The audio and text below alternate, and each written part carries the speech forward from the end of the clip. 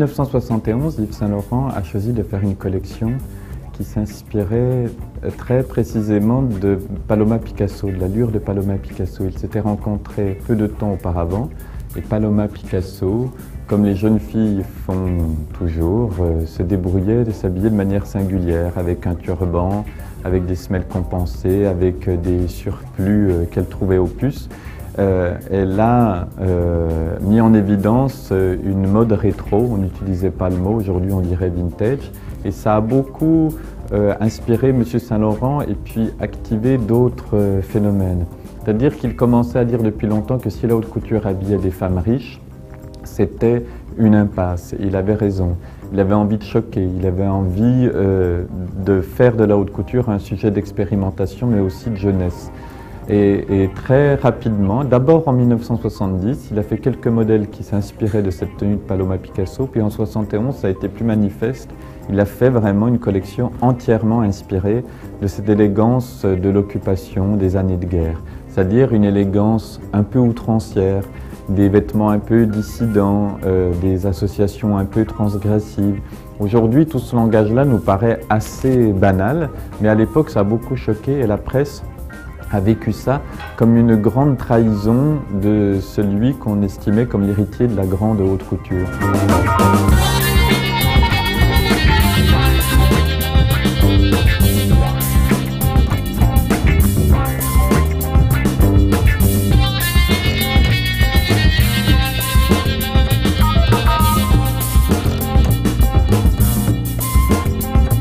On peut dire en effet qu'avec cette collection, M. Saint Laurent a mis en évidence l'arrivée des modes rétro. On voyait que ça arrivait un petit peu et que les filles, par ailleurs Paloma Picasso le disait, qu'elles s'habillaient aux puces à défaut de pouvoir s'habiller haute couture parce qu'elle n'en avait pas encore tout à fait les moyens, comme beaucoup de filles.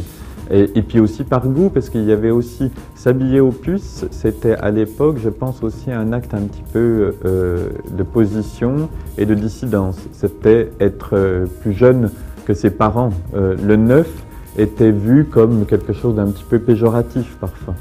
Donc il y avait cette dimension-là. Mais c'est vrai que Yves Saint Laurent, avec cette collection, a définitivement officialisé l'avènement des modes rétro et qui vont occuper tout le terrain des années 70, pour ne pas dire toute la fin du XXe siècle.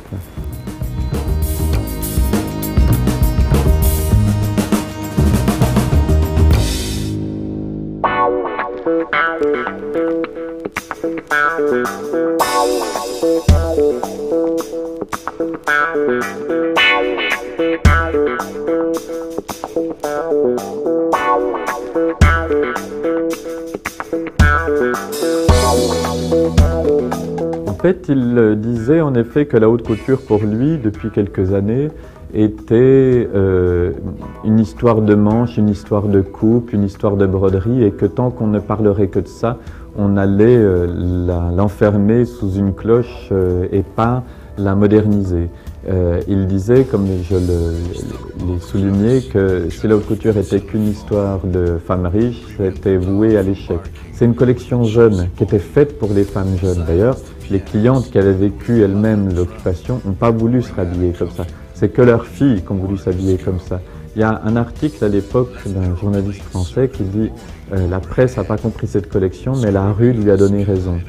La déclinaison rive gauche qui est née de cette collection a très bien marché. C'est-à-dire que toutes les filles de ces clientes qui ont banni cette collection, elles ont beaucoup aimé, et dans toutes les années 70, on peut dire qu'elles se sont habillées comme dans cette collection. And my Sunday rest, my moon, my midnight, my talk, my song. I thought that love would last forever. I was wrong. The stars are not wanted now. Put out everyone. Pack up the moon and dismantle the sun. Pour away the ocean and sweep up the wood. For nothing now can ever come to any good. C'est difficile aujourd'hui parce qu'en plus cette collection elle a choqué avec une économie de moyens très faible. Elle a choqué avec ses vêtements, point. Il y avait 6 mannequins, pas davantage, qui faisaient les essayages et les habillages en cabine et qui portaient plusieurs vêtements, ce qui est tout à fait le cas aujourd'hui. Aujourd'hui, ils veulent tous une cabine de 30 filles qui portent un seul modèle. Il n'y avait pas de musique. C'était dans les salons de la rue Spontigny, c'est-à-dire toujours avec le même décor, les mêmes chaises. Donc il y avait, en termes d'économie de défilé, zéro théâtralité, même pas de musique. Donc elle a choqué vraiment uniquement par ses vêtements. Aujourd'hui, je ne sais pas, les derniers peut-être qui ont vraiment choqué sont les Japonais, quand ils sont arrivés dans les années 80 et qu'ils ont dicté une mode qui était très loin de nous, trouée, inachevée, effilochée, asymétrique. Aujourd'hui, en plus, tout est tellement possible. Vous voyez, vous allez à n'importe quelle caisse de supermarché, vous trouvez une fille avec un piercing ou des cheveux rouges. Tout ce qui était même punk est devenu normé, normal. Donc je ne vois pas ce qui pourrait choquer. En tout cas, c'est plus le sexe, c'est plus la nudité. Quand elle est... Ce qui choque 3 minutes sur Internet, fait buzz.